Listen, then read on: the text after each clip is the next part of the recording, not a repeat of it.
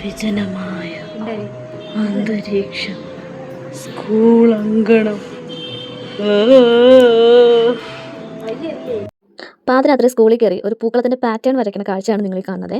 ഓണം സീസണായതുകൊണ്ട് ഷോപ്പിൽ നല്ല തിരക്കായിരുന്നു. ഇരുട്ട് വീണ ശേഷമാണ് ഞാൻ ഓർത്തത്, അയ്യോ ഒരു പൂക്കളത്തിൻ്റെ പാറ്റേൺ വരയ്ക്കണമല്ലോ എന്ന് സ്കൂളിൽ കയറിയിട്ട്. അവിടുത്തെ ഒരു ടീച്ചർ പറഞ്ഞതാണ്. പിന്നെ ഞാൻ വേറൊന്നും നോക്കിയില്ല, അപ്പോൾ തന്നെ ചേച്ചിയെ വിളിച്ചിട്ട് സ്കൂളിലേക്ക് വന്നു. സ്കൂളിൽ വന്നിട്ട് പാറ്റേൺ വരയ്ക്കാൻ തുടങ്ങുന്ന കാഴ്ചയാണ് നിങ്ങൾ കാണുന്നത്.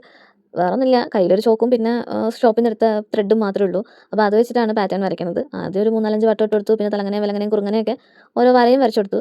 തൽക്കാലം അവർ സിമ്പിൾ ഡിസൈനാണ് പറഞ്ഞത്, രാവിലെ കുഞ്ഞുങ്ങൾക്ക് വന്ന് പൂക്കളം ഇടാൻ വേണ്ടിയിട്ടാണ്. സോ അങ്ങനെ ഒരു സിമ്പിൾ ഡിസൈൻ. പിന്നെ കുറച്ച് അലക്കുലത്തെ പണികളൊക്കെ ഞാൻ അതിൽ നടത്തി.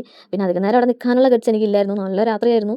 അതുമല്ല ഭയങ്കര സൈലൻറ്റും, വല്ലാത്ത സൈലൻസ് എന്ന് പറഞ്ഞാൽ മനുഷ്യന്മാർ വെച്ചൊന്നുമില്ല, പക്ഷേ വേറെ എന്തൊക്കെയോ ഒച്ചയൊക്കെ ഉണ്ടായിരുന്നു, കുഞ്ഞു കുഞ്ഞു ജീവികളുടെയൊക്കെ. അപ്പോൾ എല്ലാം കൂടെ ആയപ്പോൾ ഒരു വല്ലാത്തൊരു വൈബ്. അതുകൊണ്ട് പിന്നെ അധികം നേരം അവിടെ നിന്ന് ഇറങ്ങിയില്ല. കിട്ടിയത് വെച്ചിട്ട് തലങ്ങനെയും വിലങ്ങനെയും കുറുങ്ങനെയൊക്കെ വരയൊക്കെ വരച്ചു. പിന്നെ ചോക്ക് നനച്ചിട്ട് ഒന്നുകൂടി വരച്ചു കൊടുത്തേ. അത് വേറൊന്നുമല്ല, ചിലപ്പോൾ സ്കൂളാണല്ലോ, നായശല്യം നല്ലോണം ഉണ്ടാവും രാത്രി ഇവിടെയൊക്കെ. അപ്പോൾ ഇനിയിപ്പോൾ നായ എങ്ങാനും കയറി കിടന്നിട്ട് അത് മാഞ്ഞു പോകണ്ടല്ലോ എന്ന് വിചാരിച്ചിട്ട് ഞാൻ കുറച്ച് ചോക്ക് നനച്ചിട്ടും കൂടെ അതിൻ്റെ മേലെ കൂടെയൊക്കെ ഒന്ന് വരച്ചു കൊടുത്തിട്ടുണ്ടായിരുന്നേ. അപ്പോൾ ഇതാണ് നമ്മുടെ പൂക്കളത്തിൻ്റെ ഫൈനൽ ലുക്ക്.